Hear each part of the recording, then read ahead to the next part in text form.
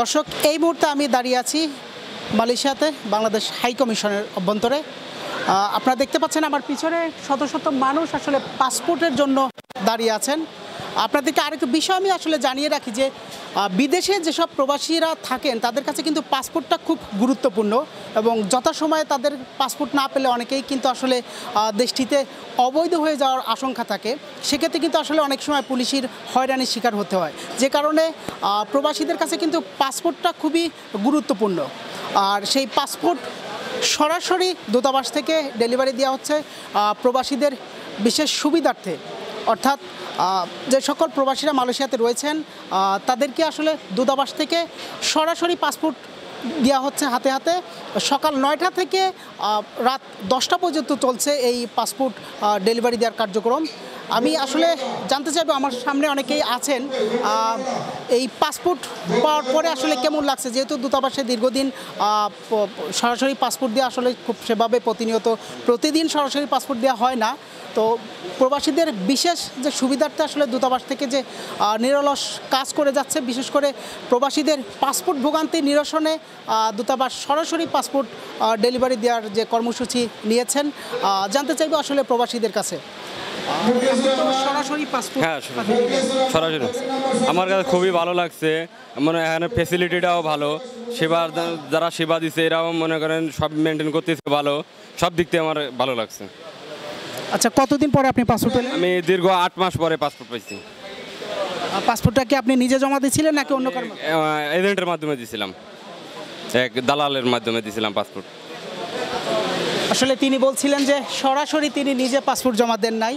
আসলে তিনি যার মাধ্যমে পাসপোর্ট জমা দিয়েছিলেন সে আসলে কবে দূতাবাসে পাসপোর্ট জমা দিয়েছেন সেই তথ্য আসলে তার কাছেও নাই, যে কারণে আসলে তিনি বলছেন যে ওনার পাসপোর্ট পেতে আসলে দীর্ঘদিন লাগছে।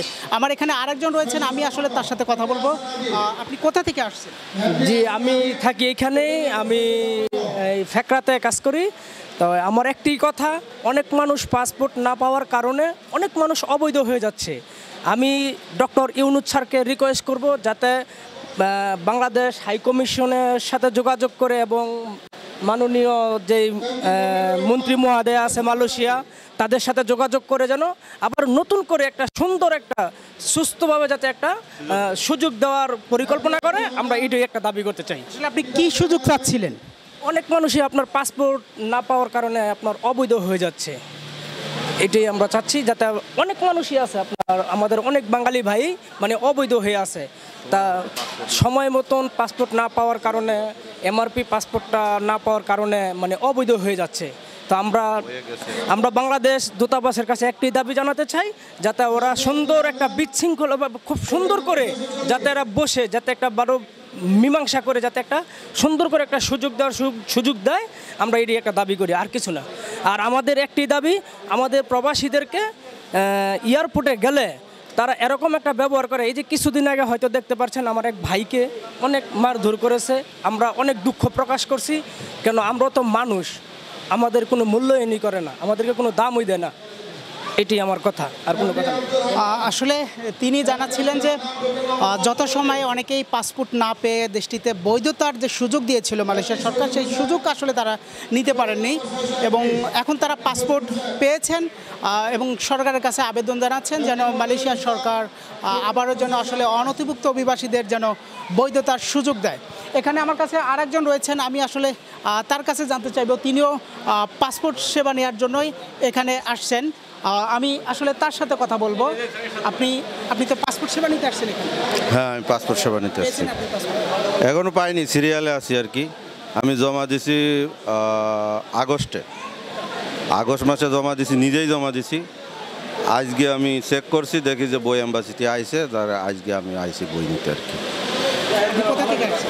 আমি থাকি পাশে, এম্বাসির পাশেই থাকি।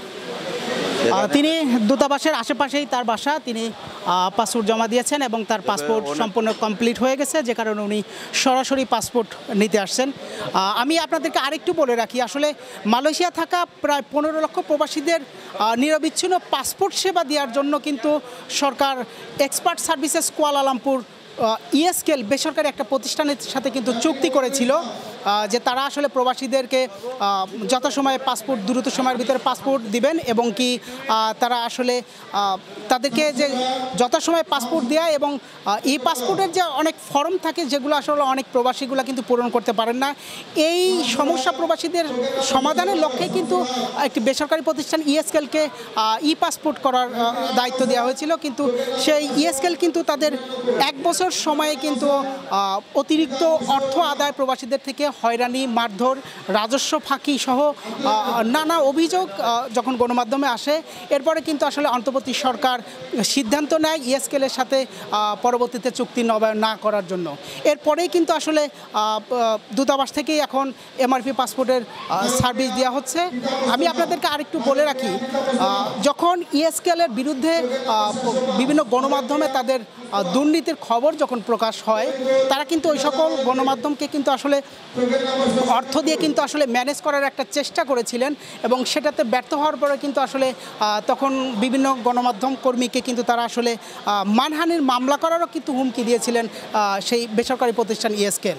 আপনাদেরকে আরেকটু বলে রাখি, যখন অন্তর্বর্তী সরকার আসলে ইএসকেলের সাথে চুক্তি বাতিল করে অর্থাৎ নবায়ন না করার সিদ্ধান্ত নেয়, তারপরেও কিন্তু আসলে ইএসকেলের যে প্রোপাগান্ডা কিন্তু আসলে তারা ছড়িয়ে যাচ্ছেন, মিথ্যা গুজব কিন্তু তারা ছড়িয়ে যাচ্ছেন যে তারা প্রবাসীদেরকে কিন্তু আসলে বিভ্রান্তি করছেন যে এখনও তারা আসলে চুক্তি নবায়ন করেছেন এবং তারা আগামী 1 বছরের জন্য নবায়ন করেছেন চুক্তি এবং তারাই আসলে প্রবাসীদের ই পাসপোর্টের সেবা দিবেন।